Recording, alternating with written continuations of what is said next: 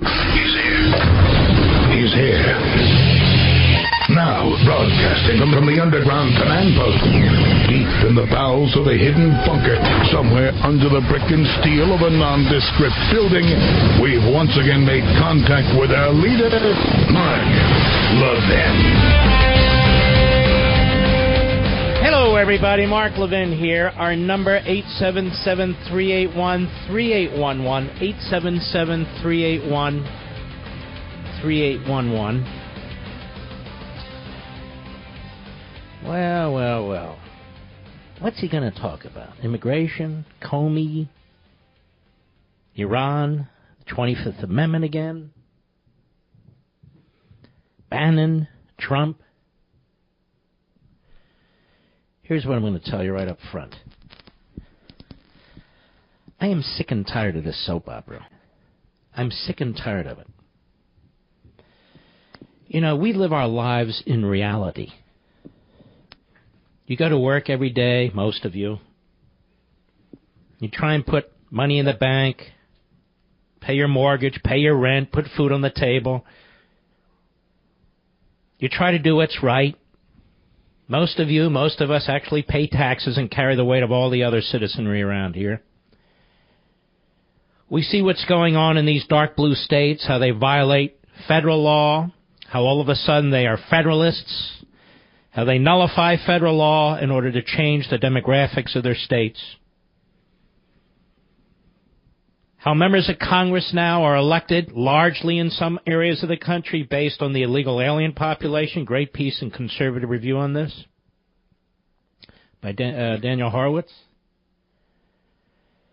We see China on the rise, Russia on the rise. We see what Iran is doing.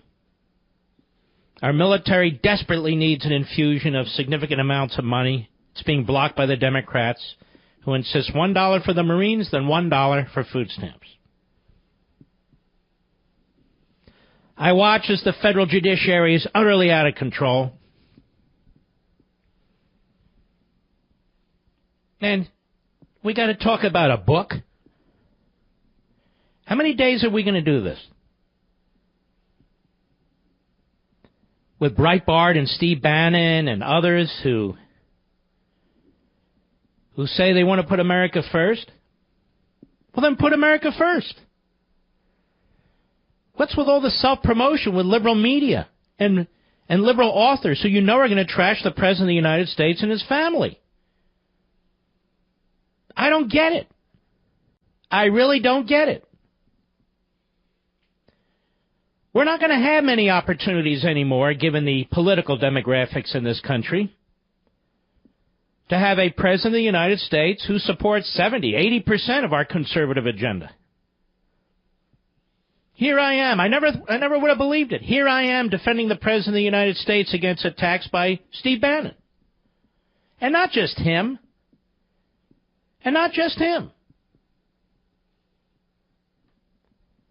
The fact of the matter is, this is a turning point in this country. We are, I'll say it, a superpower in decline. I'm not going to candy coat it. China is right on our heels. China is right on our heels. Their military is being built up massively.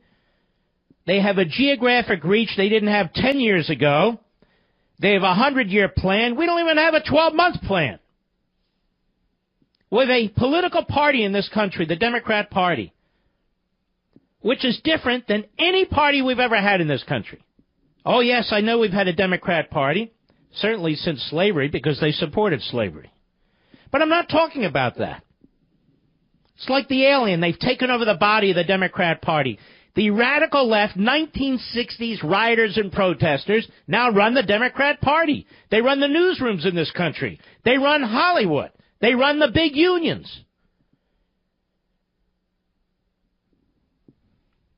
And we have people sitting down with liberal authors, liberal media types, endlessly promoting themselves at the cost of the President of the United States. Many wonderful aspects of his agenda, some aspects of his agenda which I oppose. And there's no excuse for this. None.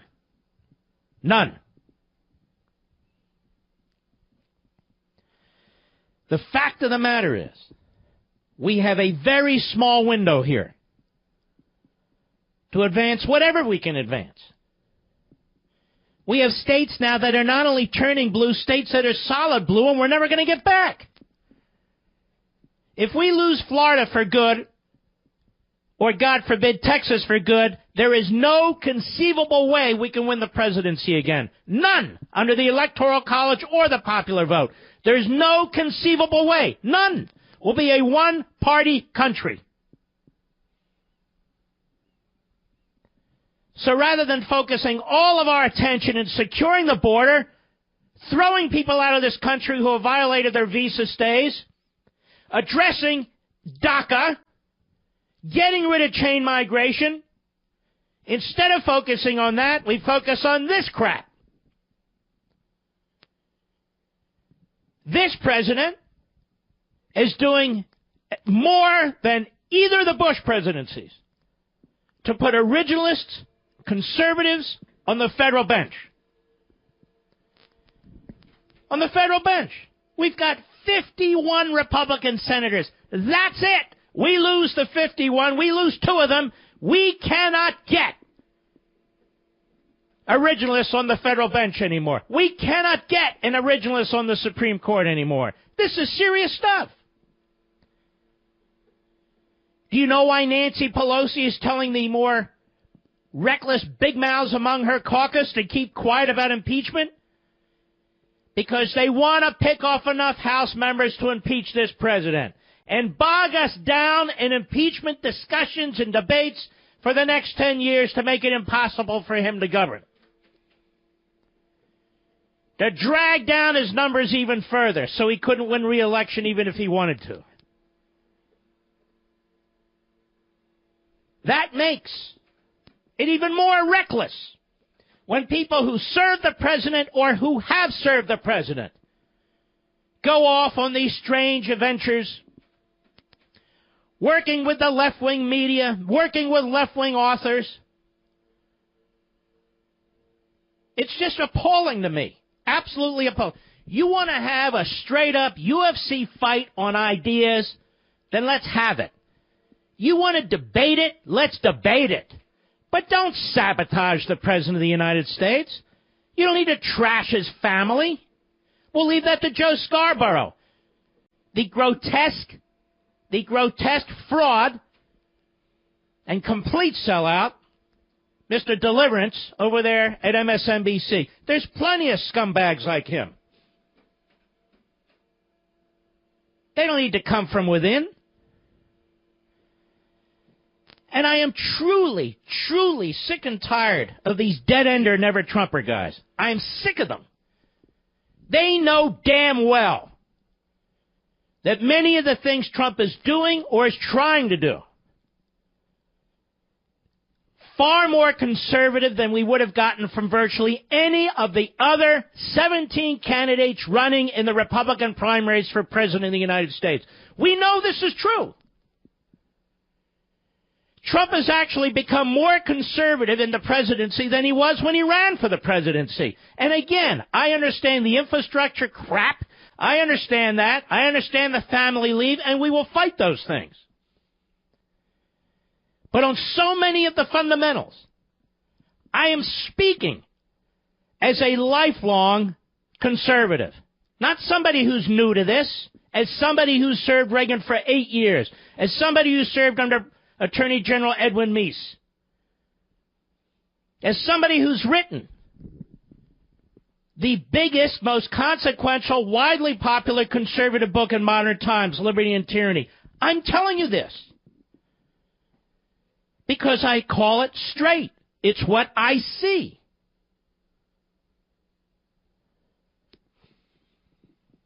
Man, did you hear what Bannon said? This one, the Mercers. These Mercers. Where did they come from? The Mercers, where did they come from? Billionaires, spreading their money around. All of a sudden, I hear about the Mercers. Never heard about the Mercers 10 years ago. Didn't hear about the Mercers 15 years ago when Reagan was running. Never heard about the Mercers. Now it's the Mercers, the Mercers, the Mercers. Who the hell are the Mercers? I don't even know. I never heard of them before. Oh, Rebecca Mercer. Well, who's Rebecca Mercer? Well, don't you know? No, I don't know. And I don't care. It's not personal with me. You have been told now for a couple of years that conservatism is dead, that conservatism doesn't deliver anything. Ladies and gentlemen, conservatism delivers everything. What is conservatism? Conservatism is Americanism. What is Americanism? Americanism is the basis for humanity. Our principles are the basis for humanity. This idea of unalienable rights. This idea that these unalienable rights do not come from government, they do not come from men, they do not come from women, they do not come from political parties, but they come from the God Almighty Himself. That's Americanism. Don't tell me Americanism is dead. Don't tell me conservatism is dead. We have people out there trying to promote different concepts of ideology, different concoctions that they've come up with. They're wrong. The test of history tells us they're wrong. Look at your Constitution. Somebody ought to look at it. God knows members of Congress don't look at it. God knows members of the judiciary simply manipulate it and molest it. You look at it. What's that document all about? What's the document all about? The document's all about ordered liberty, the civil society, virtue. It's not about redistributing wealth. It's not about entitlement programs. It's not about new massive phony infrastructure programs. It's not about open borders where you lose your entire nation state. It's not about liberal judges who are appointed for life who sit there and decide, which candidate they like or which agenda they like or their personal policy preferences and try and enshrine them in the Constitution. That's tyranny. I understand why the media want us to debate a book. I understand why the media want us to debate anything but what ought to be discussed. I understand it. I really do. But I reject it. Completely and utterly. If you work for the President of the United States, or you have worked for a president, this President of the United States, you should have enough respect and decency. Enough respect and decency not to sabotage him.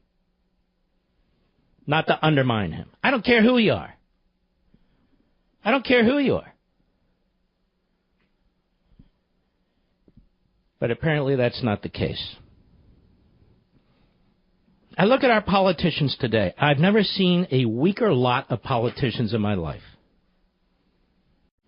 We actually have a United States Senator from Colorado, Cory Gardner. This guy used to be a conservative when he was in the House. He decided to run for the Senate. He moved into the moderate mode. He's a complete and utter airhead and lightweight.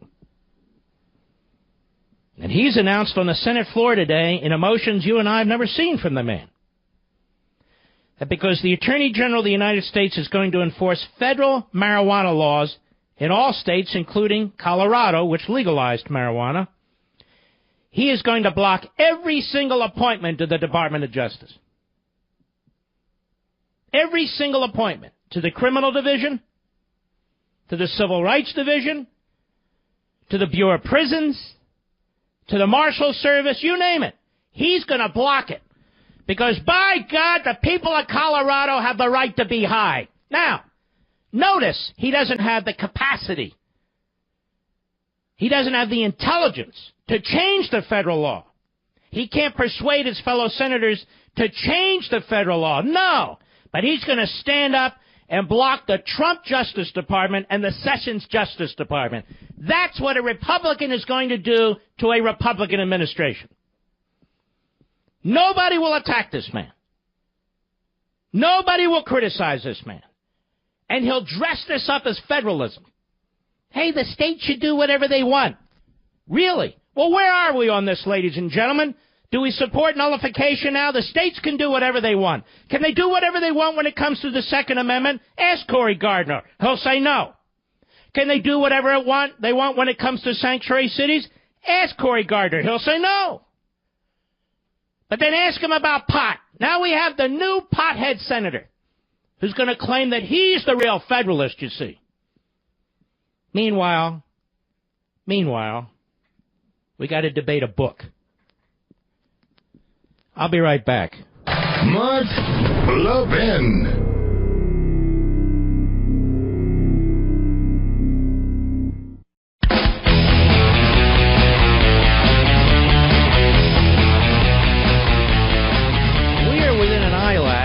Progressives controlling everything. Everything. Look at the media today. There are pockets of media that are non-progressive. There are even a smaller number of outlets that are openly conservative. And yet, if the Democrats controlled the FCC, you know how many times they've sought to shut down talk radio. They'll do it. They'll do it. There's an effort underway to get rid of the Electoral College through the back door. There's an effort underway to continue to change the nature of many of these red states to purple states and then blue states, like Virginia as a perfect example, to make it impossible to win elections at the national level. Impossible. They want to change the gerrymandering rules. Not because they believe that they're unethical or they don't like them per se. It's because they want to be able to rig the system so they can forever win the House of Representatives. And they want to make sure that regardless of who wins elections, the bureaucracy is so entrenched and their policies are so entrenched and in fact they're constitutionalized that it doesn't matter who wins the next election.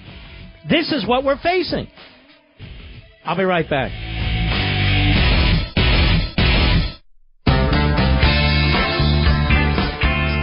If you turn off your radio and open the window, you can probably hear him straight from the studio. Call Mark Levin at 877-381-3811. All right, let's get into some of this stuff now. During the holiday, before the holiday, they passed this tax bill. And the renowned supply-siders are all over radio and TV patting themselves on the back. They think this is magnificent. And I bet many of you think it's magnificent because you're told this day in and day out, day in and day out. I even heard a host who I admire enormously, and I don't listen to many, but I happen to be in the car, claim that these deductions for property taxes and state income taxes have been nothing more than federal subsidies to the blue states. I thought to myself, man, how fast we have sunk. When you pay taxes, ladies and gentlemen, you're not subsidizing any state. You choose to buy a home and you own the home. And your locality taxes your property to pay for, among other things, the schools, the police, the fire department, and so forth and so on. Some states and localities are completely out of control, like in California, New York, New Jersey, Illinois, Rhode Island, Maryland, and so forth and so on. And so the thinking of this class warfare stuff coming from the pseudo-right is that, well, that'll teach the states. Maybe they shouldn't do what they do to their citizens. And so in order to teach these blue states a lesson, we're going to punish the citizens of this country who own property, a home, who pay state income taxes, the vast majority, by limiting their deduction. Since when is a deduction a subsidy, ladies and gentlemen, unless you believe all of your money belongs to the federal government. That's your house, that's your property, that's your mortgage, that you're paying every month. You're paying your state income taxes. Since when is deducting those things a subsidy to you by the federal government? It simply means you pay less in federal income taxes than you otherwise would. Well, why should you be treated that way? Right? Isn't that the argument?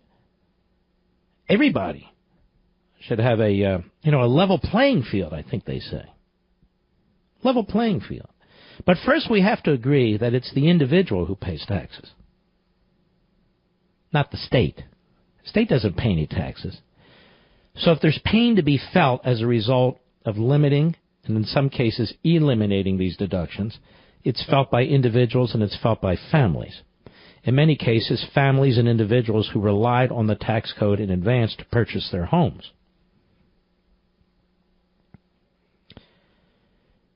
And yet, ladies and gentlemen, when you bought your house, when you put down 5, 10, 20, 50%, or maybe you bought it with cash, I don't know how wealthy you are.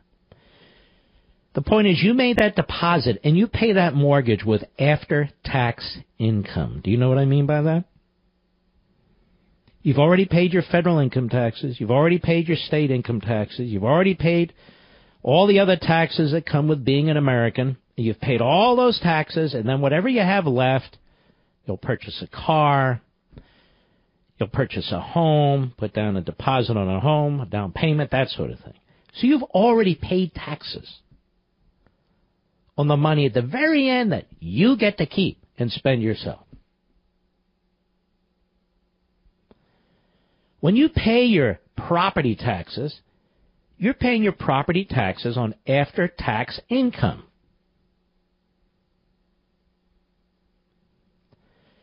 So now, in essence, you're going to pay taxes twice on the same money. Federal income tax, whatever your income is, plus now you're going to pay your property tax with your after-tax money. I know this sounds a little complicated, but that's the way it is. Nobody's subsidizing you. He's subsidizing you because you're allowed to keep a little bit more of your money after you've already paid taxes out of the wazoo.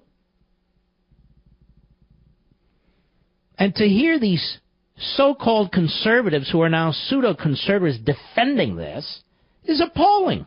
Absolutely appalling. They want to turn it into politics. They want to turn it into blue state versus red state. It's nothing to do with blue state versus red state. You're the one paying the taxes. You and you and you. California's not paying federal income taxes. New York's not paying federal income taxes. New Jersey's not paying federal income taxes. Let me tell you something.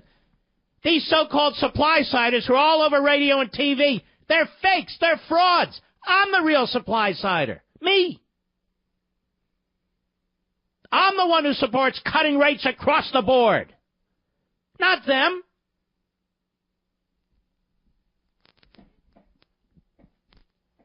Mr. Laffer, I don't know what's happened to him with the Laffer curve. He knows full well the Reagan tax cuts were focused on slashing individual federal income tax rates. That was the focus. That was the priority. Now, there were corporate cuts, too, and other changes that made an enormous amount of sense to benefit the economy. But that said, nobody paid more income taxes after Reagan was done. Nobody had a tax increase. And while I'm out on holiday, on the vacation, listening to this stuff, or driving and going, what the hell has happened here? Well, we didn't do enough on the individual tax side. You sure as hell didn't.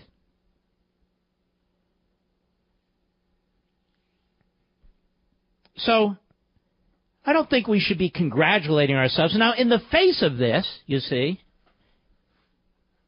and by the way, more and more individuals in this country won't be off the tax rolls thanks to the increase in that so-called family dependent deduction, which Ruby, among others, was pushing for because, you know,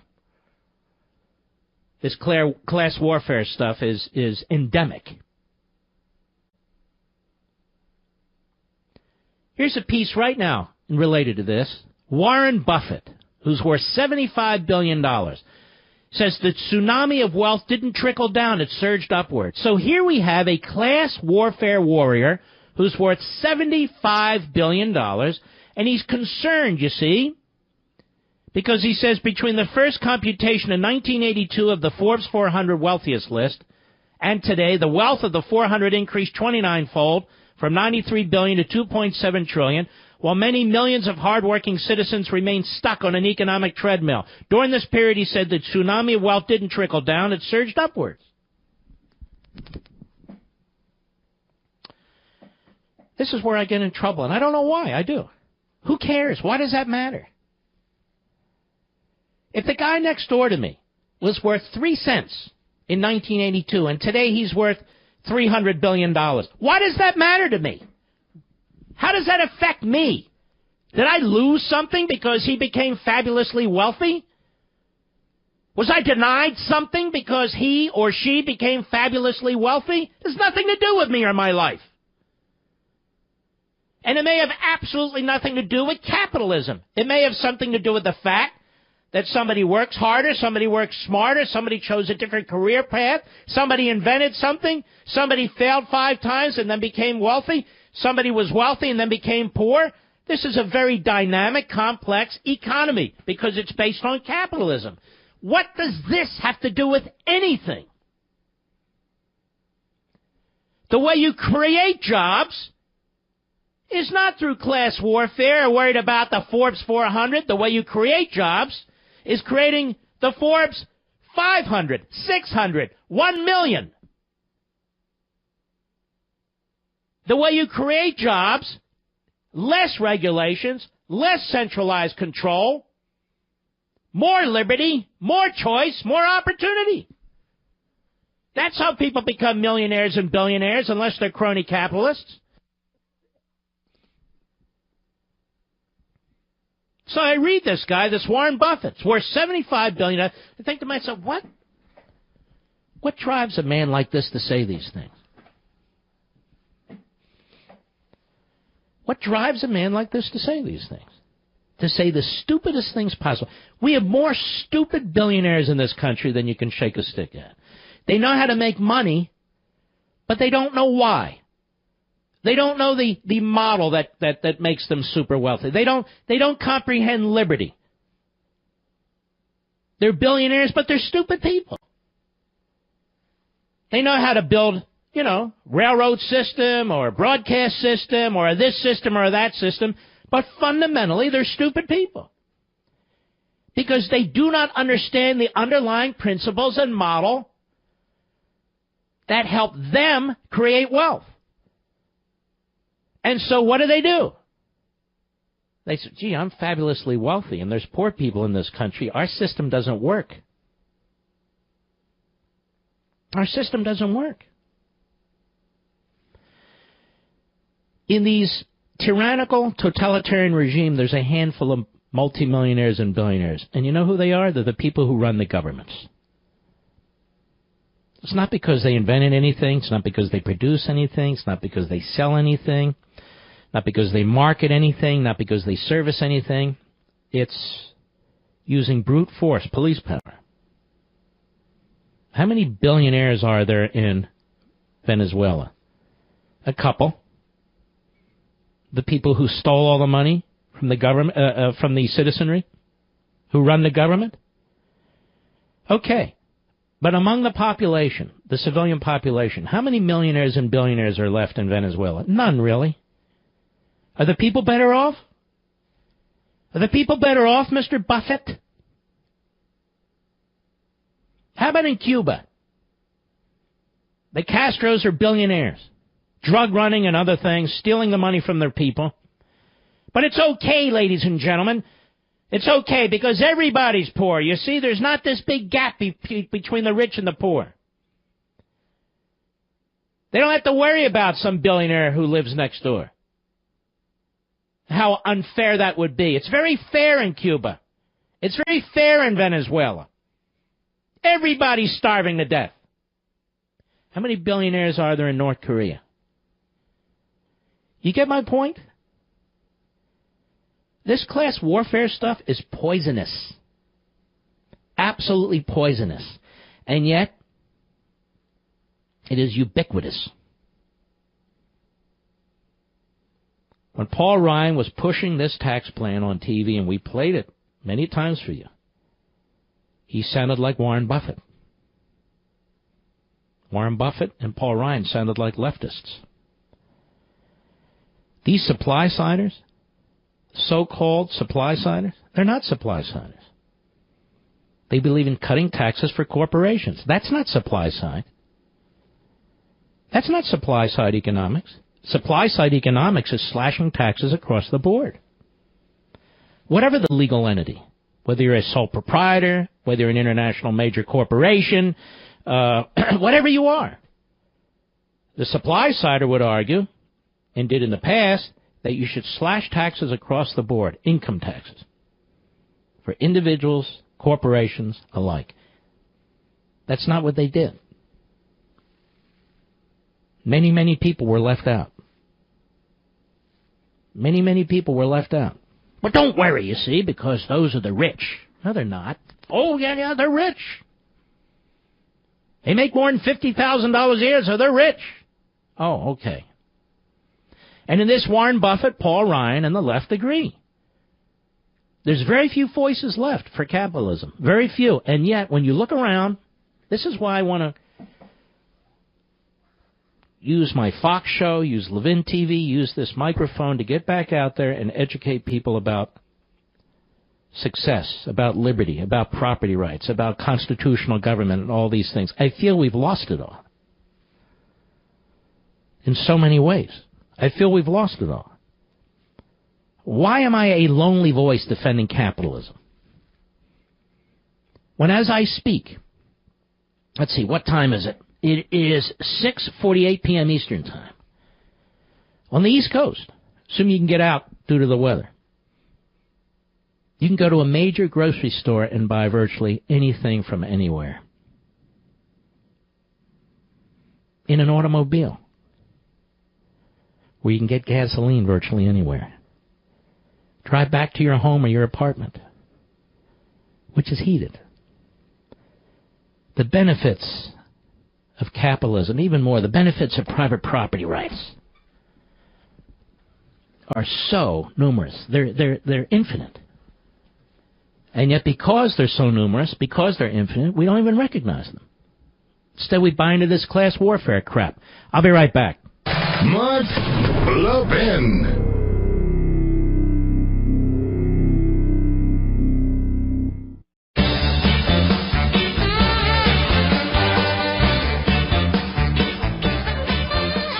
If you've been thinking about your home security, there's no better time to get it than right now. You've heard me sing the praises of Simply Safe Home Security. It's the best protection, period. Simply Safe has put together a massive security arsenal for your home, a special package handpicked just for you. It's got entry sensors, motion sensors, glass break sensors, everything you need to stop criminals from ever touching your house. And right now, for the holidays, my friends at Simply Safe are giving you, my listeners, an absolutely incredible offer. Get $200 off this special hand-picked security package. It's complete protection for your home. Simply Safe is already the best value in home security, and these are the guys I trust. There are no contracts, no commitments, but right now, and I mean right now, get $200 off this holiday special security package. Just go to simplysafemark.com right now. This is possibly the best home security deal you'll ever see. That's simplysafemark.com to save $200 on my special Simply Safe Home Security Holiday Pick. simplysafemark.com. Chris, El Paso, Texas, the great KTSM. Go. Hey, sir. First off, I just want to say I love your show. I just want to admit I am a liberal. I'm a Democrat. However, I do enjoy listening to the views of the other side. I honestly think that more things could be accomplished if, everybody took the time to actually listen to one another instead of arguing. I'm not so sure about that. I'm very nervous right now, so I actually wrote down my question. Okay, we're going to run out of time, so go for it. Yes, sir. Yes, sir. So I just wanted to know if you believe that the voters who voted for legalization of marijuana, that their vote basically does not matter anymore because Jeff Sessions is going to put it into it regardless. Tell me, do you think the voters who voted in California against same-sex marriage, do you think their vote should count?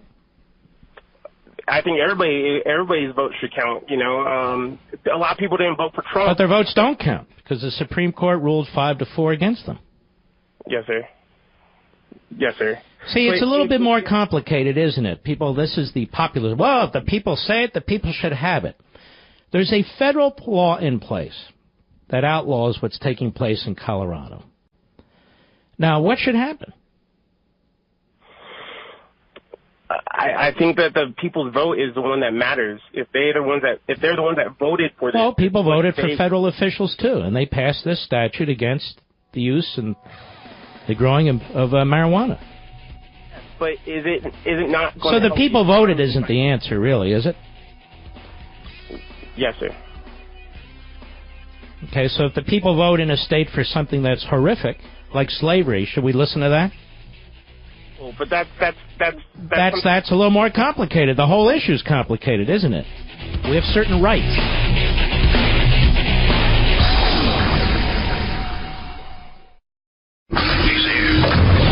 He's here.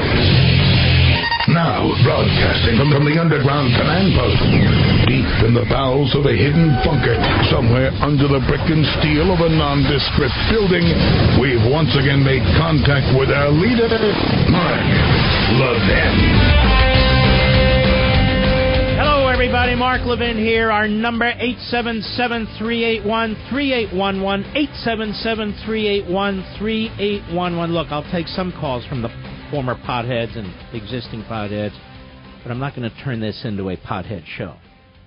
I've never smoked marijuana. That's a fact.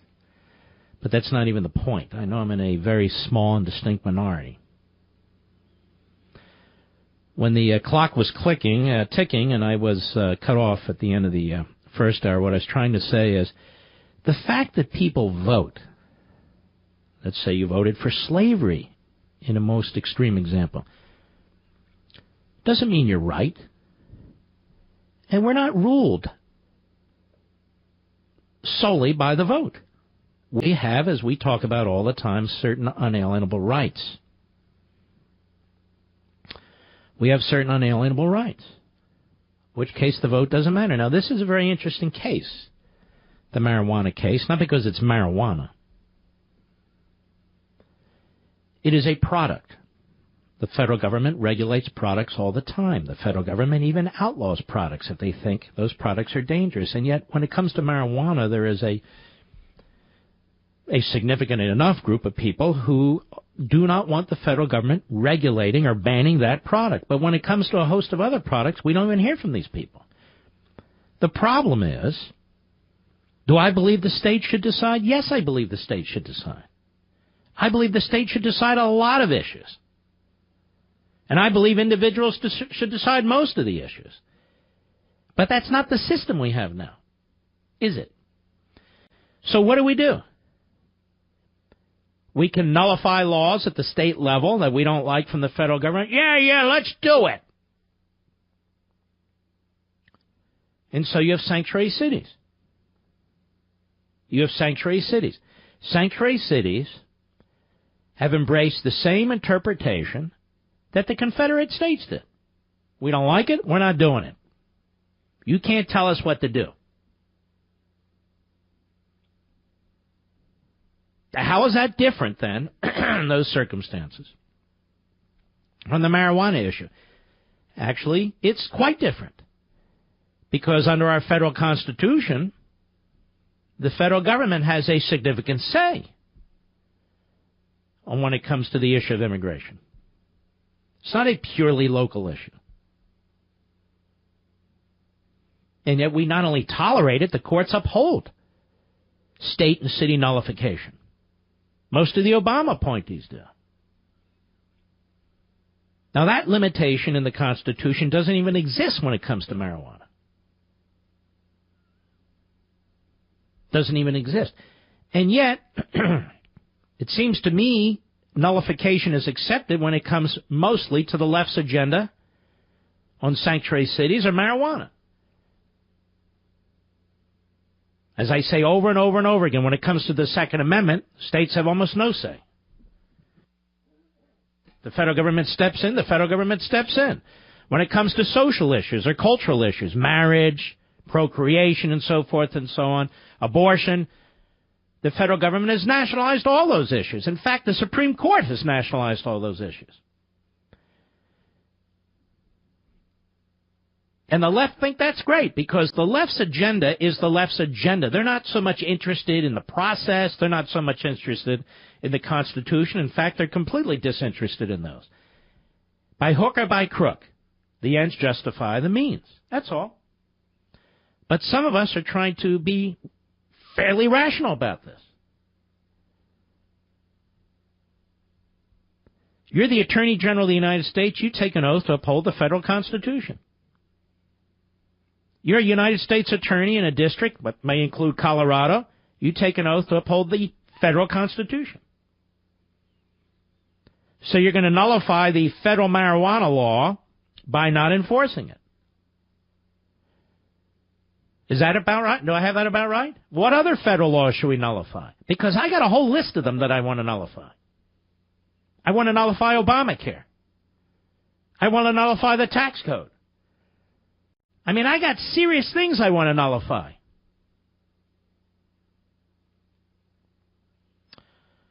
And we have some very interesting calls. Before I move on, I had another subject I wanted to address, but I think engaging some of these calls will further crystallize these debates and these issues, including this issue of whether or not it's subsidizing blue states or not subsidizing red states when it comes to you deducting your property and state income taxes. Michael, Annapolis, Maryland, the great WMAL. Go. Yes, thank you, Mark. It's an honor to talk with you, and I agree with you on probably just about everything you say. I do believe, though, that I have a different reflection on this subsidization issue. I live in Maryland, which is a fairly high tax state. But let's give a simple example. Suppose you make $100,000 and you live in a no-tax state, like a no-income tax state like Texas. Then you're going to be paying, say, 25% on the whole $100,000. On the other hand, somebody who's in a high-tax state like Maryland. What do you mean? Who pays 25%? You mean federal income tax, 25%? Right. I'm just giving this as an example. Now, on the other hand, if you live in a high-tax state like, well, Maryland is 7% income tax, then I make that same $100,000, but then I subtract $7,000 that I'm paying in Maryland tax, so then I'm paying the 25%. All right, so let's, you don't get the whole 7%. Instead of the whole $100,000. You didn't hear what I said. Your adjusted income is not, you don't get the whole 7% back. No, I realize. That's what I said. You get a deduction, so it depends on what your bracket is. If you're in the 25% bracket, I mean, let's just, without any other complications, you're getting 25% of the 7% back. Right. I understand. If you're in Texas, you're paying 0% state taxes. Right, but you're paying 25% on the whole $100,000 to the feds. Whereas if you live in a high and state, if I live in Maryland, I'm paying maybe the 25% to the feds, and then I get my deduction, and maybe I'm paying 23% to the feds, or 24%, or 22% to the feds. I'd be paying 25% on $93,000. But that's an individual decision. You've decided to live in Maryland. Somebody else has decided to live in Texas. You're not subsidizing Maryland. Well, no, not subsidizing You're not Maryland. subsidizing anybody. But what I'm doing is, in Texas, I'm paying more to the federal government than I'm paying to the federal government in Maryland. So we should raise the state corporate income tax in Texas. Well, that's up to them, but that's what I'm saying. Oh, now, wait a minute. Everything's up to the state. I got that when it comes to taxes. But let's say we're talking about corporations. Should the same thing apply? No, I'm not. I'm just talking about the individual. Well, whatever we're talking about, whether it's individuals or corporations, you decide where you want to live. This is not a subsidy to Maryland. Maryland receives nothing. It's not a subsidy to the individual. The individual receives nothing. You're still paying 22, 23%. The person in Texas, I mean, we're taking a bad example because if you're paying zero income taxes in Texas, that also means, let's say your employer, you don't have to pay as much to an employee. There's a lot of events that we can't calculate. But let's take your case. I said you're not subsidizing Maryland. Maryland gets nothing. Didn't say you were. No. Okay. If you don't like it, you can move to Texas or Florida or these no-income tax states. There's nothing that prevents it, which is what people are doing. Right. But I'm still saying what I'm doing is if say I'm in a no-tax state, I'm paying the full 25% of the federal. Well, then Texas, I guess your argument should be Texas should be lobbying for an income tax. Now, isn't that ridiculous? I'm just trying to... Sir, I know what you're doing. You don't need to keep repeating yourself. I know what you're just trying to do. I'm trying to respond to you, which is this. Based on your logic, the legislature in Texas and the governor of Texas should sign into law an income tax as high as possible for the state, as high as possible, so you can get the deduction, right? You're completely misunderstanding. Well, try it one more time. Okay. The point, forget about the states. What you're looking at is how much am I paying to the federal government? In Texas, let us say they're paid 25%. But that's not reality. And that's why you keep altering your example. In reality is, if I live in Virginia, I'm paying a federal income tax, a state income tax, and a local property tax. If I live in Texas, I'm not paying a state income tax, I'm paying a federal income tax, and I'm paying a local property tax. And what you're saying is, oh, don't worry about the state. Well, I am worried about the state. Thanks for your call. The point is this, ladies and gentlemen, following that logic, in order to get a deduction, you would want your state to pass a state income tax. Do you see what I'm trying to say, Mr. Producer? Well, why do people why are people flocking? Why are Florida, Texas, and other no-income tax states? Why are people leaving blue states and going to those states? Because they don't want to pay, among other reasons, they don't want to pay the state income tax. They want to pay lower taxes, which means you have less to deduct.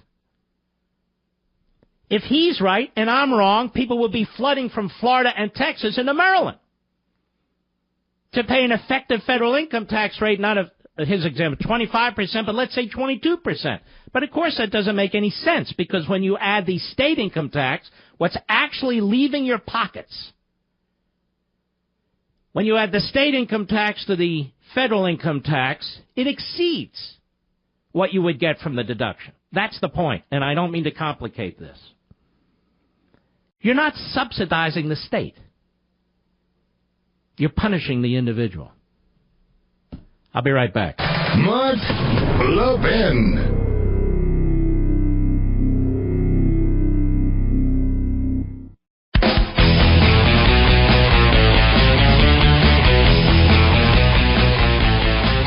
Let me try it this way. I don't know of a single person who moves into a high-tax state for the purpose of having a federal income tax deduction. Do you? It's nonsensical. Nobody seeks to pay state income taxes and local property taxes for the purpose of getting a federal income tax deduction. It's absurd. Which is why the gentleman, very nice man, repetitive but very nice man, kept repeating the point, well, forget about the states. No, you don't forget about it. The individual is paying taxes at multiple levels, or not. Because his logic is reversed. So you'd want to move to California to pay over 13% if you could, because you'll get a federal tax deduction. Well, of course not. Are there instances in which somebody paying state income taxes and state and local property taxes may pay less than somebody that doesn't have a state income tax? Yes, but it would be the exception to the rule. It would be an odd case, as a matter of fact. An odd case. And besides, the Republicans and these pseudo-conservatives are making exactly the opposite argument. They're making exactly the opposite argument, which is we are subsidizing blue states. I hope people's eyes aren't glazing over. But here's another one where your eyes may glaze over. Len, Palisades, Idaho, on the Mark Levin app. How are you, sir? I'm fine, Mark. Thanks for taking my call. I got a question for you. You bet. Where in the Constitution does it state anywhere that the feds have the power in the Constitution to regulate a substance like marijuana? Nowhere. Well, that's what I was thinking, and all powers not delegated to the federal government, aren't they to be delegated to the states? Is it the vast majority what the federal government does outside the Constitution? Where does the Constitution talk about Social Security, sir? I'm sorry, sir? Where does the Constitution talk about Social Security? Nowhere. Nowhere. That's not constitutional either. No, but I'm just making a point. So what do we do? You let it all get out of hand. I mean, No, I just find it odd that the issue of marijuana is the issue where guys like you make your stand. Oh, I'm a conservative. I was just constitutionally wondering. I mean, I'm a conservative guy, Mark. I consider myself. But why is it that when it comes to marijuana, the Cory Gardner, of Colorado, this is where he wants to shut down the Department of Justice. This issue. Now, this is a guy who is your typical rhino. You know, he moved from the House to the Senate and so on. This is the issue that motivates Cory Gardner, marijuana. Right. This is where there's states' rights. This is where federalism comes into play. Did the man ever say he would shut down the government if we don't build a wall on the southern border? No. Did the man say we'll shut down the government if these cities and states continue to nullify immigration laws? No. But when it comes to marijuana, he's all excited. Why is it this product draws the attention of politicians who don't give a crap about federalism or the Constitution, and then suddenly they wave it around? Can you tell me that, Len? Oh, I agree with you 100%. They're hypocrites. If it's in their favor, they're totally against it. But when if you ask Cory Gardner, where the hell is the constitutional basis for Obamacare? Forget about what John Roberts did to our Constitution. And why aren't you shutting down parts of the government over that? He'll think you're a kook. But he'll block all the Trump appointees to the Justice Department who seek to control the Obama appointees who've squirreled into the bureaucracy over there. There he'll take a stand. Not on Obamacare, not on anything else, but on marijuana. Why is this the motivating issue when it comes to federalism? I have no idea. I was just wondering, You make a good point. All right, my friend, thank you for the call. And by the way, I'm not saying there shouldn't be Social Security. I'm just saying you want Social Security? Then stop playing games. Pass an amendment to the Constitution that supports Social Security. What the Supreme Court did when it was challenged in the 1930s is, once again, they rewrote the Constitution. So, fine. Do we think there's 2/3 of both houses of Congress that would support such an amendment? I suspect there is. Do we think that 3/4 of the state legislatures would support it? I think so. Well, then go through the front door. Robert, Huntsville, Alabama, the great WVNN. Quickly, go. Thank you, sir, for taking my call. So Jeff Sessions is essentially rolling back Obama regulations or policy that, has reversed this marijuana position. And this guy from Colorado, Cory Gardner, it's infuriating that he wishes to hold up everything. He is insisting that the Attorney General of the United States eviscerate federal law, and he's a senator. Well, then do something about it, Mr. Gardner. But he won't, because he can't. I'll be right back.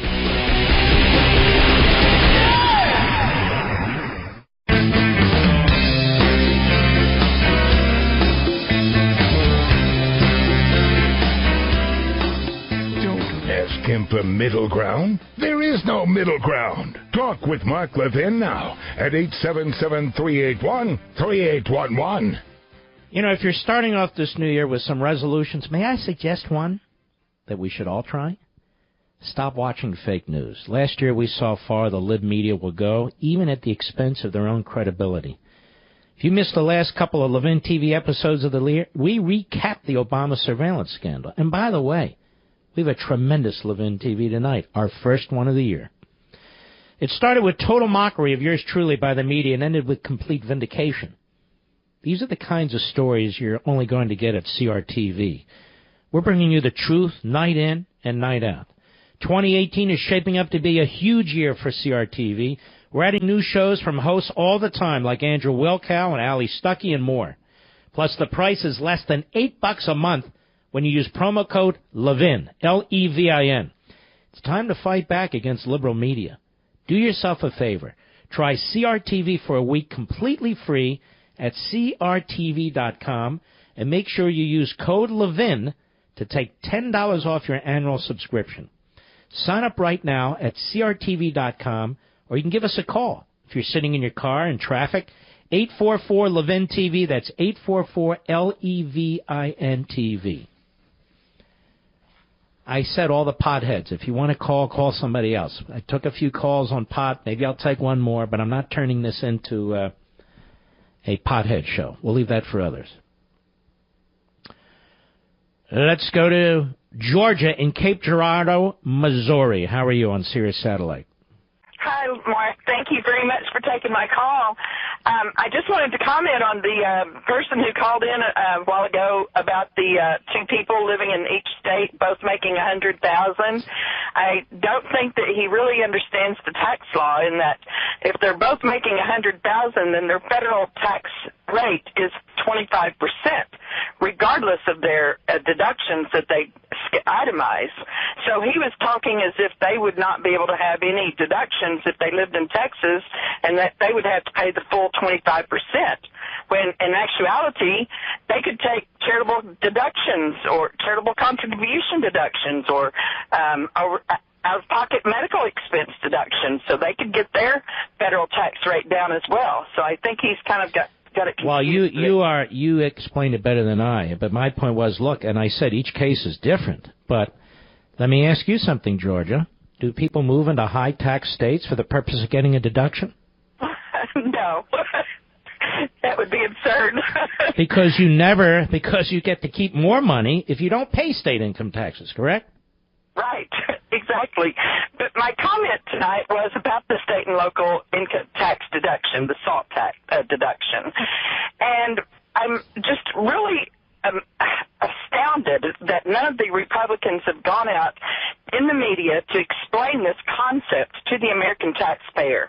And I hope everybody will consult with their CPA and accountant tomorrow or this evening and find out and learn this, that if you take a deduction for state and local income tax on your federal tax return, then in the following year, because you took that as a deduction, in the following year you have to report that deduction amount that you took as income. So That's now right. What's going to happen is that if they're not going to be able to take this deduction, then that means that in next year they won't have to report it as income either. So it's going to end up being a wash. Mm-hmm. Okay. But really, I would disagree with that, because the time it's a wash is the day you die. Right? Because you keep turning it over as income deduction. So the time where you don't make out is when, okay, it's income and there's no longer any deduction because you've died. Right. But now there's not going to be any deduction, and now there's not going to be any deduction at all. So in 2018, people who were taking a deduction, and now it's the 2017 is counted as income, you're kind of screwed. Right. If you itemized last year and you have to include that as income this year. Yeah, that's my point. If you get the cap of $10,000 as a deduction this year or next when you file this year for 17, then you would still have to report that $10,000 as income next year. And you can't really offset it by the deduction from the past year. Is what I'm saying. Other itemized deductions on your Schedule A. But just one other comment, Mark. You were talking about the pothead issue, and why would Cory Booker be doing what he's doing? And I really think Cory Gardner.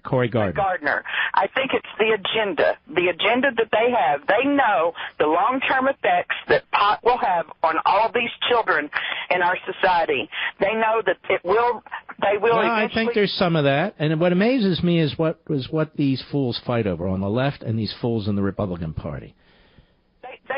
These abortion. Hold on now. Abortion, pot. You can see the culture is going to hell.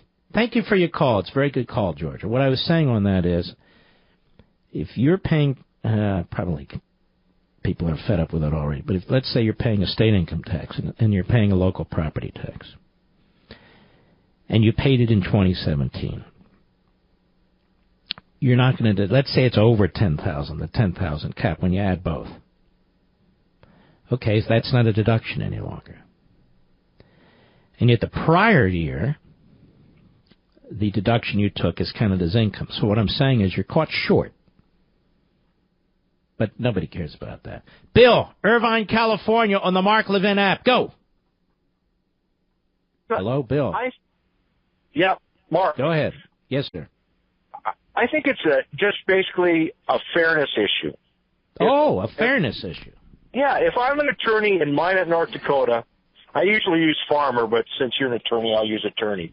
If I'm a farmer in Minot, North Dakota, and I make $500,000 are you a farmer or an attorney now? I'm a farmer. Okay. No, I'm an attorney. For your sake, I'm an attorney. I'm an attorney in Minot, North Dakota, and I make eat more food than I practice law, but go ahead. But and then if I'm an attorney in San Francisco and I make $500,000, same income. The attorney in California will pay less taxes, federal taxes. And I don't think the federal government should treat either one of those guys differently. But they're paying more local taxes than state taxes. Yeah, I know, but that's... So why is it any of your business? Well, no, it's not my business. Why are you sounding like a liberal? No, I'm not, Mark. I'm not a liberal. We have a deduction that anybody can use, depending on where they live. It may be more effective than somewhere else. I'm not into all this. I really am not. Somebody lives in Idaho, good. Somebody lives in California, fine. They have to pay the state income taxes, the state property taxes. I don't know what the taxes are in Idaho. If you have both, so be it. People have made their decisions, and now you're sitting there. But it has to be fair, and by fair you mean equal, right? No, I don't. I don't think... Well, what do you mean? The federal government should not treat somebody differently. The federal government's not treating anybody differently. The rules apply across the board. In some cases, the same rules, will benefit some people more than others. But if you think living in a high-tax state is something that people want to do in order to get a federal tax deduction, you're wrong. No, that's not the case. That's dumb. Right. So why are people making this argument? You just made it. I make the argument that sure you should be able. I'll agree with you. Deduct your property taxes, deduct local taxes, but that federal tax dollar should be on your gross income, whatever it is. Now, do I get to deduct the federal tax dollars should not be on your gross income, whatever it is. It's on your adjusted gross income. I mean, hold on now. You make donations to your church, don't you? Well, what if I'm an atheist? Why should you get donations deducted? Listen to me. I'm asking you a question. It's all fair, right? Why should you get to deduct this day is coming, by the way. Why should you get to deduct a $1,000 donation to your church? And I'm an atheist and I don't donate to any faith organization. But why should the tax code favor you? That's not fair. No, it's You terrible. see, when you start getting into this stuff, Bill, it's very ugly. I'm not for equality as fairness. I'm not for this class warfare crap. I'm not for this blue state, red state crap. Individuals pay income taxes. The Republicans were very cute on this blue state, red state stuff, and their mouthpieces in the media repeating it very, very cute. I'm the one that's breaking through. I'm the supply sider. I'm the low tax guy saying, wrong. Wrong. All right, my friend, thank you for your call. Let's continue, shall we? Leon, Colorado Springs, Colorado, the great KVOR, the state where a lot of people are high, quite frankly. Go right ahead. How are you doing, Mark? Hey, all right, sir. Thank you. Cory Gardner is an idiot, and everybody should support Attorney General Sessions in vigorously enforcing this law. Those that think the law is good and those that think the law is bad, because the best way to get rid of a bad law is to enforce it vigorously. So if Cory Gardner thinks that Colorado's law is bad, well then, guess what? He ought to support enforcing it vigorously. Well, why doesn't he propose the Cory Gardner pot law and try and convince people in his party, as well as the Democrat potheads, to support him? Why doesn't he do that? He can make a whole national effort out of this.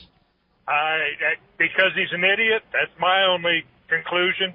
I suspect that in today's culture that there would be a pretty good chance of getting it through the, repealing the federal pot law. But here's the point. If he says, look, the people voted that way, fine. Well, the people in San Francisco support being a sanctuary city. You got a problem with that, Cory? Exactly. I mean, really. I want to understand from Cory Gardner what his idea of federalism is, what his idea of nullification is. I'm ready to get back to first principles, but they're not. He's decided on this product because the way his state, the voters of his state have voted, he's going to stand firm on this. But he's not standing on principle any more than these sanctuary city morons are standing on principle.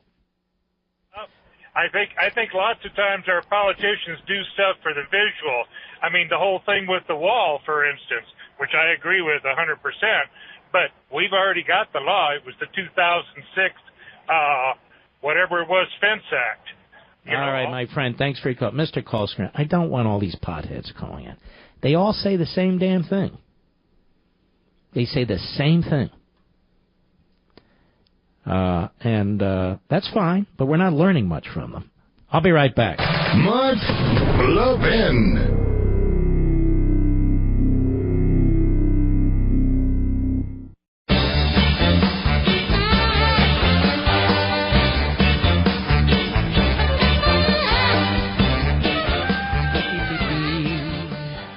Wonderful new sponsor. I hope you'll listen and participate in this. I really do. The holidays might be over, but the winter has just begun. And according to studies, the air indoors contains up to 100 times more pollution than the outside.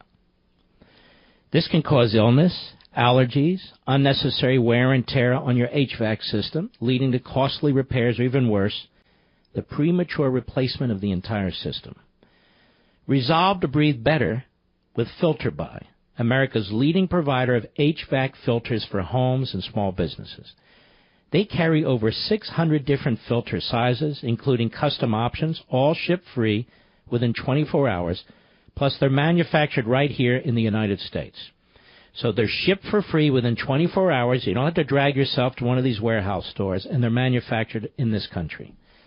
FilterBuy offers a multitude of MERV options, all the way up to hospital grade. So you'll be removing dangerous pollen, mold, dust, other allergy-aggravating pollution while maximizing the efficiency of your HVAC system. Right now, you can save 5% when you set up auto delivery, so you never need to think about air filters again. Save money, save time, breathe better, breathe fresh air with filterby.com. That's filterbuy.com. Filterby.com. This is a brand new sponsor. This is the first time I'm mentioning to them. I spent some time over the holidays talking with them, learning about their product and so forth, and their wonderful service. And that's the key. This will come right to your door. You pop it into your filter or your filters immediately. And I don't know, have you checked your filter lately? Particularly with winter here? I'll bet they are loaded. Loaded. Now, I just learned about this company. And I don't really take the time to run to all these stores. I like them. I like Lowe's and Home Depot and all the rest of them. But it's not like it's in the front of my mind. Even when I go there, I say, I got to get a filter. The great thing about this is it comes right to your door. You don't have to do anything. You don't have to go anywhere. It just comes right to your door. It's shipped for free within 24 hours after your order. And as they say, you can put this in an auto system for auto delivery at a scheduled time, which will remind you to change the filters. So it's very, very important. I found out I have adult asthma now. I never knew I had asthma. And so I've now begun my filter buy service. And I got my filters, about 3 weeks ago? And they come automatically, and I put them in place, and that's that. And I get rid of the old ones. So I hope you'll check it out. And it's an American company. It's a small company based here in the United States. It's filterbuy.com. That's filterbuy.com. And the pricing is terrific, too, by the way. All right. Let's continue. We've gotten some interesting calls as far as I'm concerned. William, Dover, Delaware, the great WGMD. Go. Hey, Mark. How you doing tonight, buddy? Very well, thank you. I'm good. I'm honored to talk to you. I've talked to you once before. I'm going to tell you exactly why these liberal states are passing this law to legalize marijuana. And it's because they can tax it, and they can line their pockets and spend the money how they want. And I guarantee you, they say it's going to be on education and all this other good stuff, but it's not going to be. It'll just be more money that they can waste. You know, we have that problem now in the federal government. They tax and tax and tax, and they spend and spend and spend. So now they got something they can get everybody screwed up on. Everybody's high. They think that the state is doing something great for them. Oh, yeah, man, we can go out and buy weed now, man. But they're taxing you, you fools. They're taxing you. You're better off growing it yourself. That's how dumb potheads are. You know what I mean? All right. Thanks for your call. All right. Thank you. For all I know, 50% of my audience is into pot. So how do you build your audience? Well, you attack the potheads. Not really. There's a lot of callers from Colorado because obviously this has affected them directly. And let's go to Mark, Colorado Springs. Again, Colorado, our great KVOR. Go. Counselor, it's so good to hear your voice in the new year when we got so much going on. And, I was just listening to your first monologue, your opening statement, and you were just killing it in regard to the media and the Steve Bannon thing. And, I'm coming to you as a former media member. I was a newspaper reporter. Really? And I am a media observer, and I pay attention to astute media observers like yourself. I really do. And I'm frustrated, and I've got friends who absolutely align with the recent survey results that came out about so many American people distrusting members of the media. And I've got an analogy. I met for lunch today with a guy who was an ardent Trump supporter, but now he's relegated to watching old YouTube videos of Trump's campaign speeches, and he cannot discern between figurative language and what's important. All right, my friend, I got to roll. Thank you for your comments. Much appreciated. We'll be right back.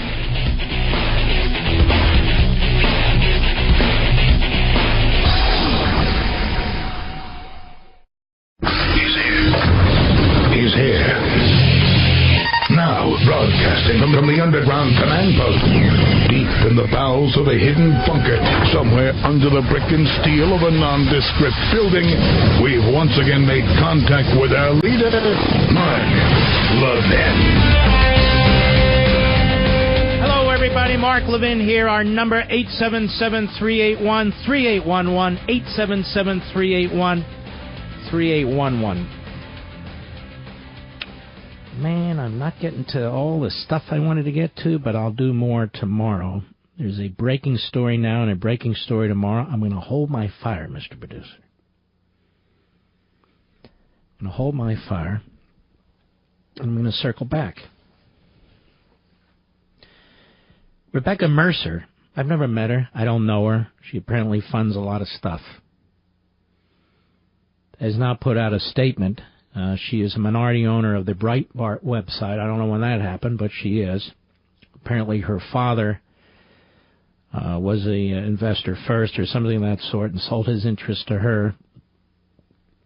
And apparently she was also a big funder of other efforts that Steve Bannon was involved in. She's put out a statement. They're cutting off all funds to Bannon. And according to reports, there's a debate on the board of Breitbart. Apparently they have a board on whether or not Bannon should stay, and several are leaning against him leaving. That seems to be the situation. So what is the lesson here? Whatever the outcome, what's the lesson here? There's several lessons, aren't there? If you live by the liberal media, you die by the liberal media. They know no loyalty whatsoever. If you're leaking to the liberal media, if you're on the record with the liberal media, they will use you. They will milk you, and then they will spit you out. They have no allegiance to you whatsoever. They use you. I cannot tell you how many times a reporter has called me and encouraged me, tried to prod me to trash talk another conservative, including conservatives in this business, who do it to me, and I won't do it. I can't tell you how many times, Mr. Producer could tell you, he probably keeps track of this, I've been invited on these Sunday talk shows to trash Trump when I was an early Cruz supporter. I won't do it. I'm not going to allow them to use me that way. If I have something to say, I'll say it on the microphone, or on Levin TV, and in the future on Fox.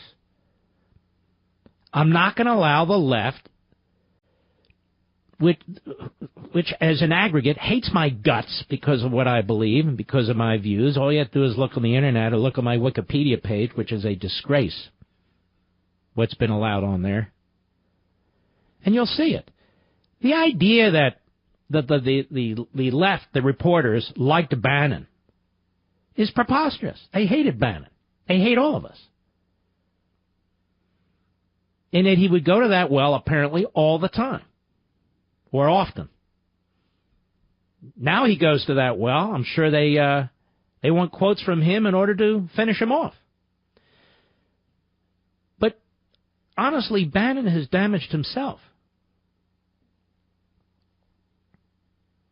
He's damaged himself by the way he's handled this. And the publisher is so ecstatic by this, and the author too, they're pushing their publication date, that is the release date, to Friday. Typically, books come out on Tuesday. They're moving it to Friday because the demand is so strong. Tell me, where do you think the demand is strong? Among conservatives? Among nationalist populists? Among Republicans? No. Among liberals and Democrats and other media types. Because they're going to use the book to attack the president and his family, which is exactly the point. That's exactly the point. That's why you don't do things like this. And in the end, it backfires. The president is smeared. His family smeared. And the source of the information, it backfires. So who benefits? The left benefits. The left benefits. So that's the situation as I speak. And not only that, now we have Democrats, like the piranha that they are, circling Bannon. You're going to listen to, let's play some of this. I wasn't even going to go here, but let's do it.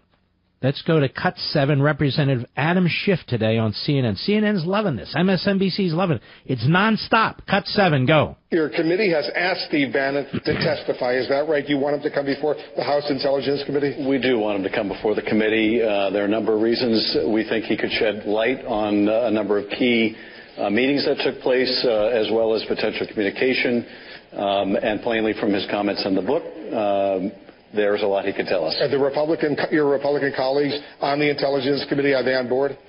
I think they are. I certainly hope so. And I hope that these revelations of what Mr. Bannon has said will not discourage them from following through and making sure that he comes before our committee. That's not the only committee that wants a piece of Bannon now. We have Mark Warner. He was on CNN last night. Cut 8, go. Senator, do you want Steve Bannon to come before your Senate Intelligence Committee and testify?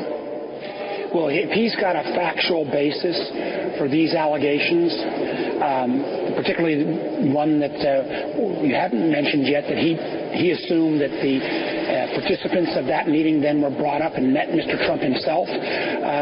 I'd like to find out whether that's true or not. I'd like to find out why he made these claims about money laundering, about this meeting being treasonous. Obviously, I agree that this meeting should have been reported to the FBI. So if he's got a story to tell, I'd like him to come before our committee and before Mr. Mueller and give testimony, yes. Was it worth it? No, it wasn't worth it. Talking to this author? Not in the least. I don't know what. It's not just Bannon. There's others who are going to come out here, too. We're going to see about Reince Priebus. I don't know. I mean, it's not worth it, this boomerang. Then this real sleazeball, this Representative Eric Swalwell of California. Cut 9. And by the way, notice Wolf Blitzer keeps asking the same question. He finally woke up. Wow. Hey, look what we got here.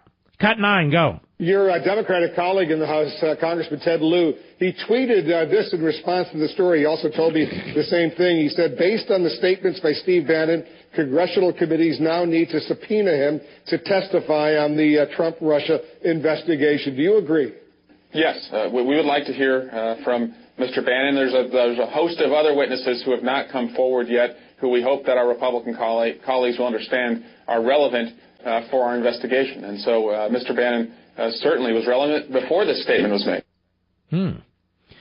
Back to Adam Schiff, who is a complete sleaze. And he was on CNN today. He sees even more in this book and Bannon's comments. Cut 10, go. He also suggested in this new bombshell book that money laundering, which is illegal, obviously, with the Russians, are at the basically at the heart of this investigation involving Donald Trump as a candidate, as a businessman with the Russians.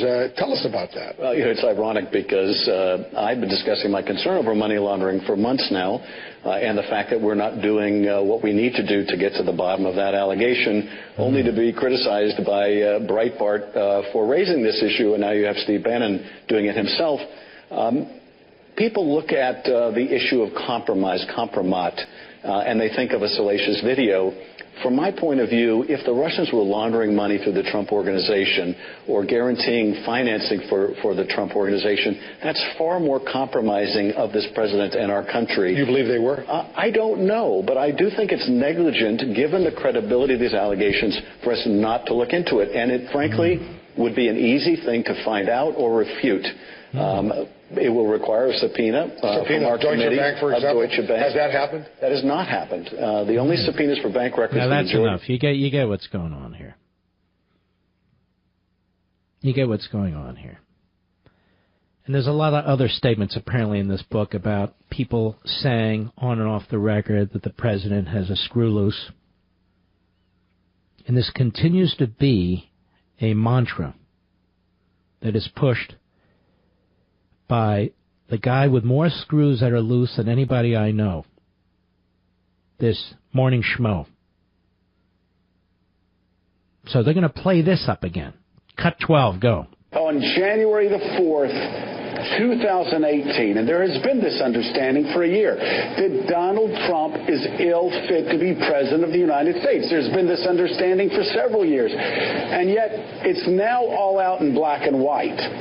And people are actually shocked by it when the Republican Party should not be shocked by it. And again, I will say, what's most devastating at the end to Donald Trump is he has yet another insider saying there's more than meets the eye on Russia, and a lot meets the eye. I mean, I don't know how Bannon didn't think these fools would seize on this stuff.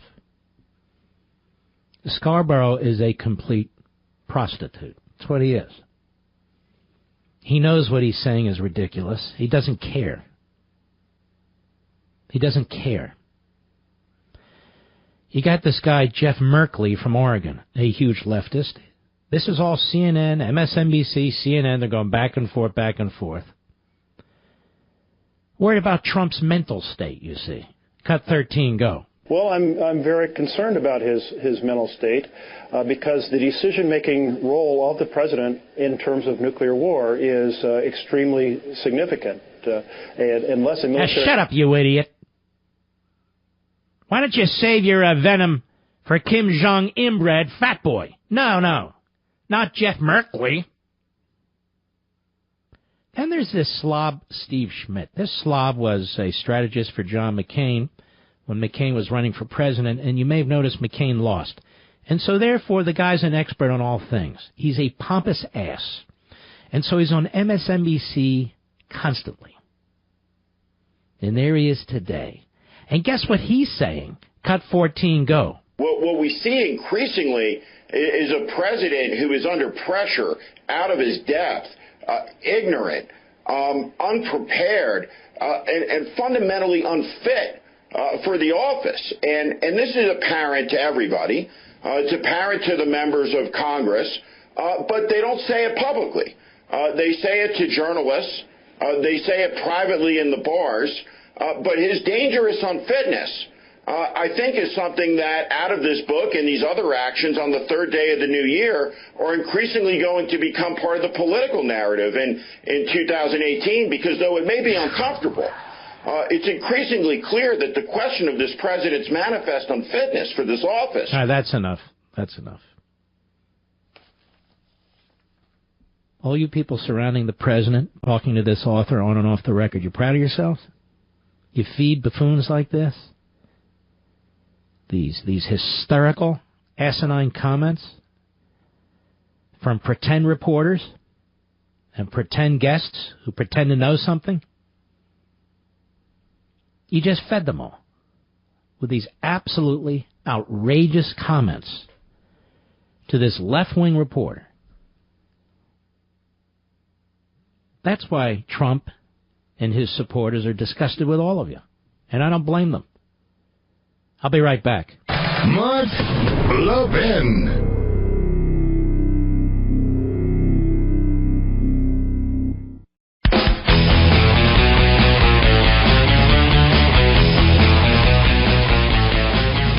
You want to talk about somebody who's unfit for office, but Joe Scarborough won't touch this one.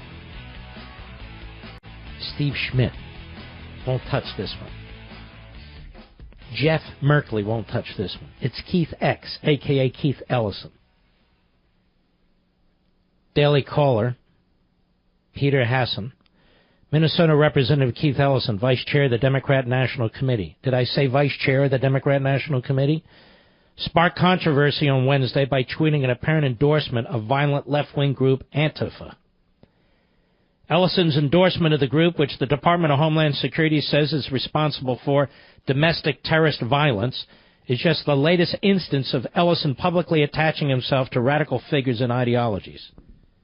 Ellison once defended famed anti-Semite Louis Farrakhan, head of the Nation of Islam, against charges of anti-Semitism. In an op-ed for the Washington Post last year, Ellison said he should have more closely scrutinized Farrakhan, who once said Hitler was a very great man, but blamed a right-wing smear campaign for any questions raised about his ties to anti-Semitic figures.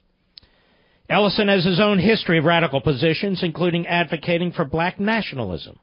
During college, he wrote columns arguing for the creation of a blacks-only ethno-state and called the U.S. Constitution the best evidence of a white racist conspiracy to subjugate other peoples. Similarly, while speaking at a protest following in 1992, Ellison declared that black people don't live in a democracy and don't have an obligation to obey government. While speaking to an atheist group in 2007, Ellison compared the 9/11 attacks to the Reichstag fire. He stopped just short of accusing then-President George W. Bush of having a hand in the attacks. Quote, "It's almost like the Reichstag fire kind of reminds me of that," Ellison said of the terrorist attacks. After the Reichstag was burned, they blamed the communists for it. And it put the leader, Hitler, of that country in a position where he could basically have authority to do whatever he wanted. That's a quote. Ellison went on to say he wouldn't suggest the U.S. had a hand in the attacks because, you know, that's how they put you in a nutball box, dismiss you, before later walking back the comments. In 2009, the Democratic congressman headlined a fundraiser for a controversial Libyan-born activist running for the Virginia Assembly.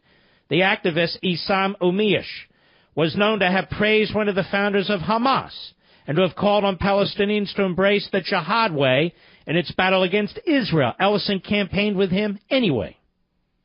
That same year, Ellison was the subject of a House Ethics Committee investigation after he failed to disclose that an American Muslim organization with ties to the Muslim Brotherhood had paid $13,500 for him to take a pilgrimage to Mecca in 2008.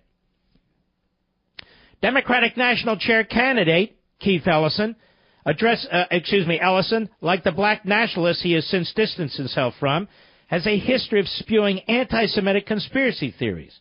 During a 2010 speech to a mostly Muslim audience, Ellison claimed that America's foreign policy puts Israel interests first because American Jews have been mobilized to do its bidding in America. That's funny.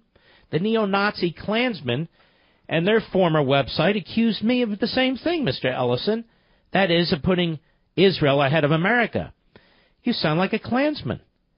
Ellison's ties to Farrakhan and his own anti-Semitic statements were a source of internal division within the Democratic Party during last year's race for DNC chair. Democratic mega donor Chaim Saban threatened to leave the party if Ellison was elected chair, saying the congressman is clearly an anti-Semite. The Anti-Defamation League, a top Jewish civil rights group, similarly called on DNC to disqualify Ellison for his anti-Semitic statements. Party leaders, Democrat leaders, refused to disqualify Ellison, and Tom Perez's first act as DNC chair was to name Ellison as number 2. Oh, that Democrat Party. Oh, that Democrat Party. Its history is so much its present, isn't it? Will Joe Scarborough, that pathetic fool, will he call Ellison deranged, mental? He should be expelled from Congress? No, because Joe Scarborough is exactly what I said, a demented fool. We'll be right back.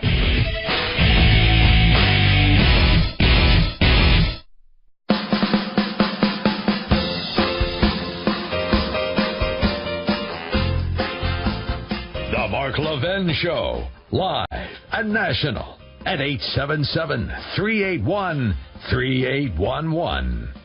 Ladies and gentlemen, 2018 is here. It's time to look your best. That's right. Look younger than you ever have in years. Guaranteed.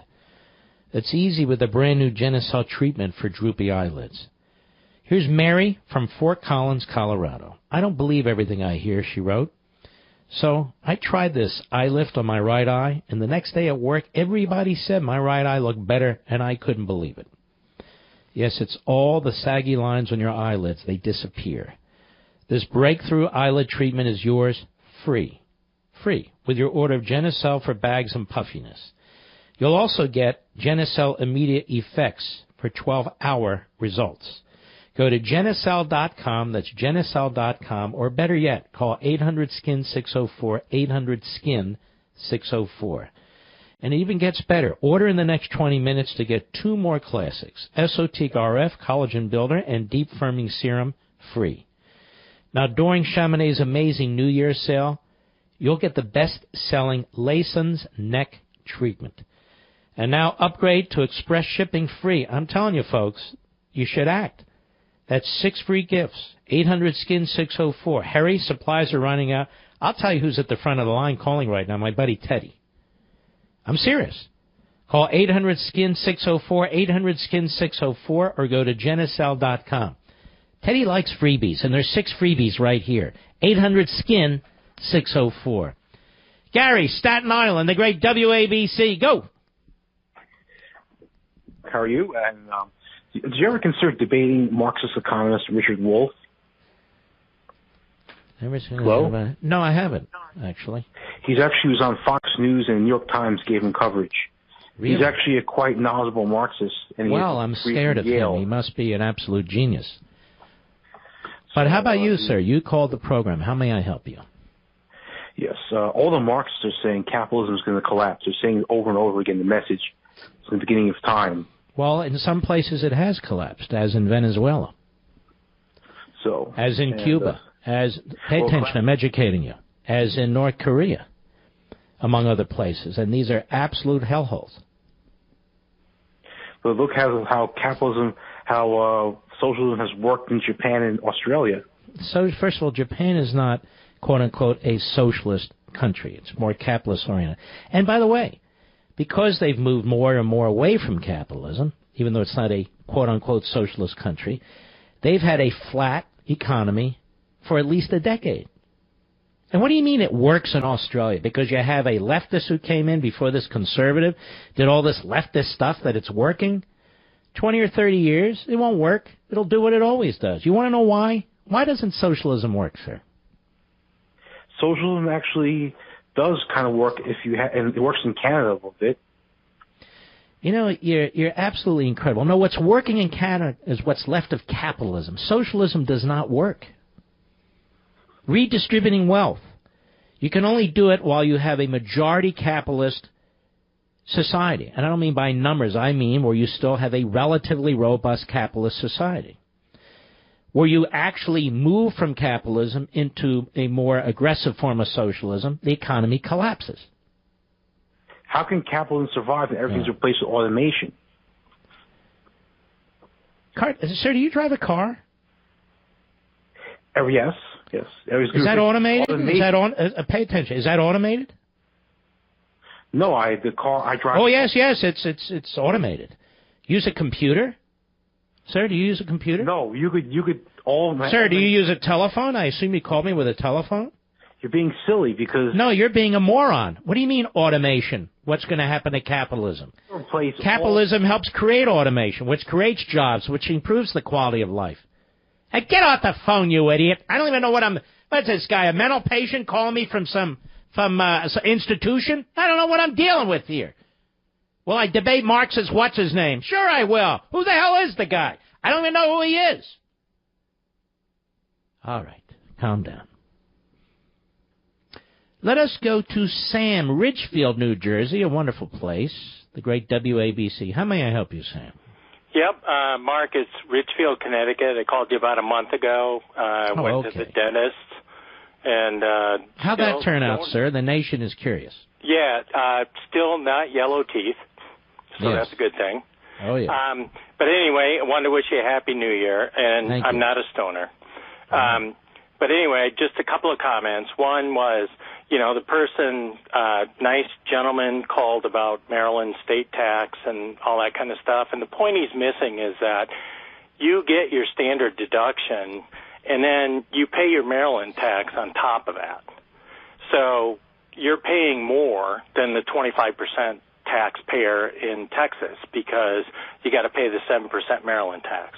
So what you're saying is for that individual, let's say they're paying a 25% rate, a starting rate, and a 7% rate.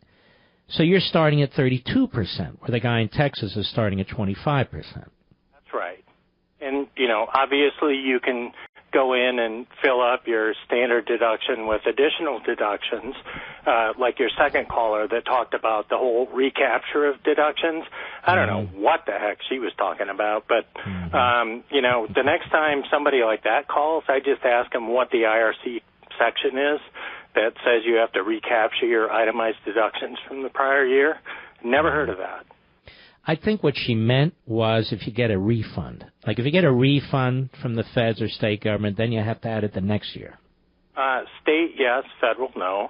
Okay, good. Yeah. That's why I don't do numbers. I'm not an accountant. No, I get that. You're a brilliant man, not a tax guy, but you get enough of the basics to make it all. Well, I know you don't move into a high tax state for the purpose of getting a deduction. That's absurd. Exactly. Why would I pay 100% on something to get a 25% federal? I don't know. And I was trying to work it through with the guy, but he kept repeating himself. Right. And you were brilliant in the end, as usual.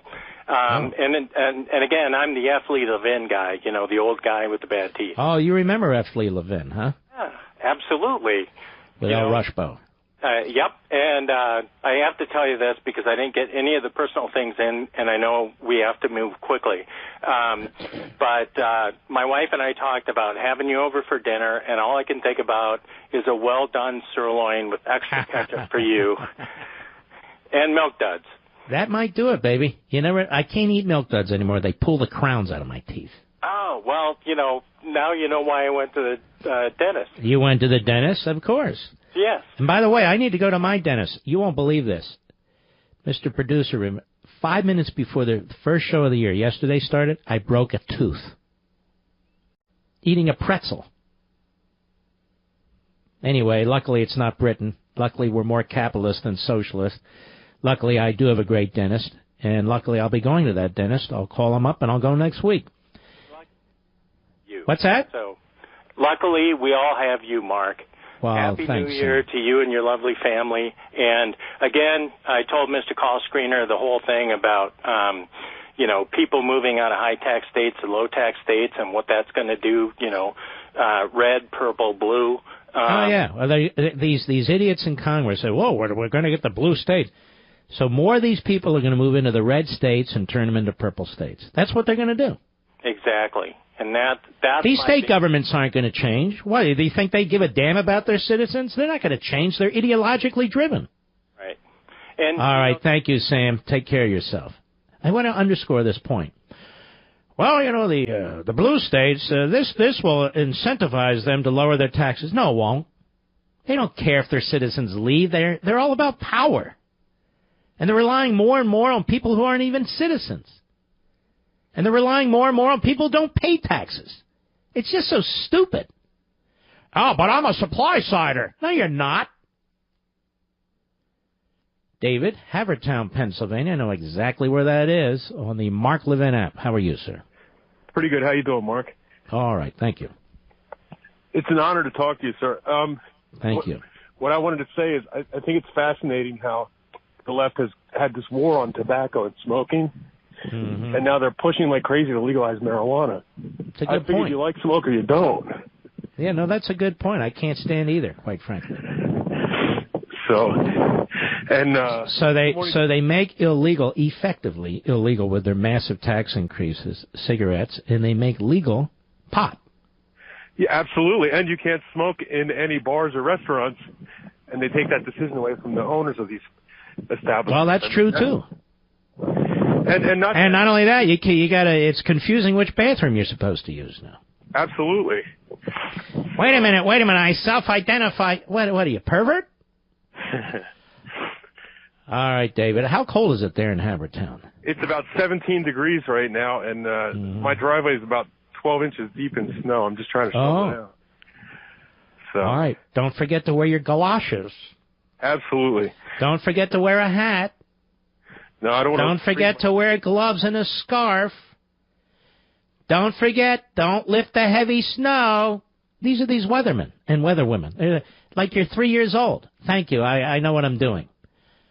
All right, my friend, I appreciate your call. Let's see. Let's go, before you even finish, Mr. Callscreen, let's go to Tom in Dallas, Texas. He's a lawyer who supports socialism. Yes, Tom, how may I help you? No, I don't support socialism. But well, that's what he wrote here. What did you tell him? Well, I told him that the tax plan is good because your argument that people should be able to deduct their interest and taxes depending on where they live is nothing more than a transfer of income, which you abhor. Not depending on where they live. Yeah, it is. The federal code should allow it, and you depend on where you live. That's up to you. The federal code shouldn't make any distinction. Well, the federal code should have no. If you want to have a standard deduction, everybody gets a standard deduction. Well, everybody can deduct if they pay state income taxes. They can pay state income taxes. If they pay property taxes, they can deduct property taxes. If everybody who wants to make a charitable donation to a church, they can deduct those. Anybody who wants to make a charitable donation to a no-kill dog shelter or to Wounded Warriors or whatever, they can deduct that. People who don't make those contributions don't get those deductions. No, because the state income taxes are being paid to the state, and you're getting a deduction. So what? Sir, I'm a private citizen. I'm an individual. I live in a state. I have no choice but to pay those taxes. You make it sound like I'm getting some benefit or something like that. I'm not. And neither are millions and millions of people who are listening to me. So I don't understand what your objection is. My objection is you don't have a choice to pay them, but why should I subsidize your payment? You're not subsidizing anybody. How are you subsidizing somebody who pays their taxes, deducts their property taxes in, say, or their state income taxes in Pennsylvania? How are you subsidizing them? Because they're getting a deduction against their federal taxable income. Which no, they're not getting anything. That's their money. You sound like a leftist. That's number one. Number two, the spending goes on no matter what. It's not as if, we don't get that dollar in the federal government. That means they'll spend $1 less. You're not making any sense to me. Well, because you don't want it to make it sense. Well, I'll tell you what. I'll give you 30 seconds. You can convince the whole country how brilliant you are. Go ahead. Okay. So if I make the same amount of money as you, and you live in a state that pays income taxes, and I live in Texas which doesn't, and you take a tax deduction against your federal AGI, you're paying less federal income taxes than I am. But I'm paying more taxes than you are overall, aren't I?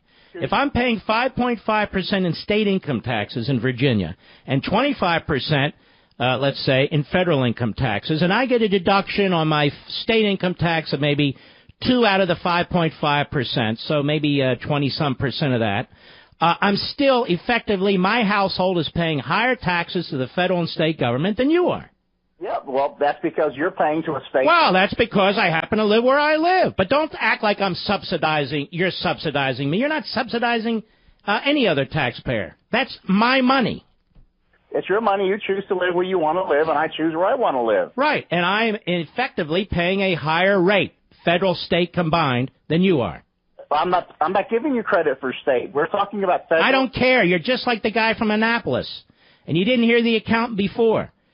We have American citizens, private citizens in this country. They live wherever they want to live. They have to pay taxes where they live. And so they pay taxes where they live. And so if you live in Maryland and you're paying 7% and you're in the 25% federal bracket, you start at 32%. For you, your family. You live in Texas, you start at 25%. And you say, well, you shouldn't get that deduction. I'm subsidizing it. You're not subsidizing anything. I am. Or, sir, I can say, are you on Social Security? No, not yet. Oh, you're not. What do you do? I'm a lawyer. I'm a tax lawyer. You're a tax lawyer? Yes, I am. I'm also a CPA. You're also a CPA. So I'm surprised at your response. Because I know that you don't like redistribution of wealth. I don't either. Sir, you're a tax lawyer and you're a CPA. If I come in to pay my taxes, whose money am I paying? Your own. My own. Exactly. Is the state paying my tax? Your state? No, you're paying Is taxes. the state getting a benefit if I get a deduction? Your state? No, but you are. Okay, but I am, right.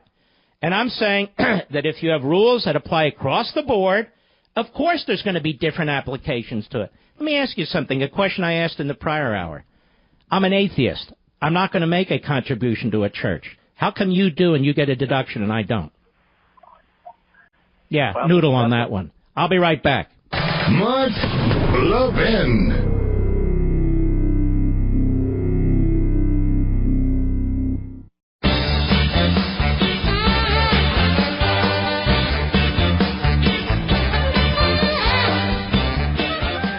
It's really sad. If you go to Amazon and look at the best-selling books on the list there, this liberal who's trashing Trump, thanks to the on- and off-record comments by certain people surrounding Trump, his book is number 1. It's incredible that this was done. It is absolutely incredible. And by the way, the radical atheist groups make the same argument as that tax lawyer from Dallas. That's why I bring it up. They oppose tax deductions for churches and synagogues and faith organizations. They make exactly the same argument as the tax lawyer from Dallas. Well, it's not fair. They don't practice religion. See, they're not really talking about fairness, the tax lawyer, the guy from Annapolis. They're talking about equality. And when you get into egalitarianism and equality, it's not the same as fairness. It empowers government. It doesn't empower the individual. Again, I'm talking about when it comes to justice and the law and so forth. You know, when I wrote the Liberty Amendments, it's because I knew regardless of who's running Washington, the only way to fix the country and restore its founding principles was to call a convention of states. I had no idea that my friend Mark Meckler was actually launching a project to do just that at exactly the same time. Isn't that amazing? Today I'm honored to have served on their legal advisory board since the very beginning. Just 4 years later, over 3 million of you are involved. 12 states have already passed the Convention of States resolution, and we're on our way to calling the first Article 5 Convention of States in American history. The people are going to propose and ratify amendments to restrain the scope and power of the federal government. So what's your New Year's resolution? How about resolving to do something that will really matter to you, to your kids, to your grandkids, and to the country? If you care about the future of our nation like I do, then go to conventionofstates.com, sign the petition, and volunteer today. I'm all in, but the future of the nation depends on you. I'm depending on you. It's the only solution as big as the nation's problems. Conventionofstates.com, conventionofstates.com.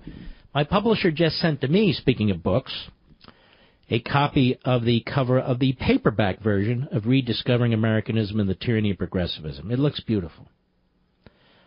I strongly hope you'll go ahead and acquire the hardback copy. It's not number one on Amazon right now. That is the anti-Trump book. But you can go to the same place, Amazon, Rediscovering Americanism. I think you'll enjoy it a hell of a lot more than the left-wingers book. Ladies and gentlemen, we salute our armed forces, police officers, firefighters, and emergency personnel. Please check out Levin TV tonight, the first of the new year, and I'll see you tomorrow. God bless each and every one of you. Take care.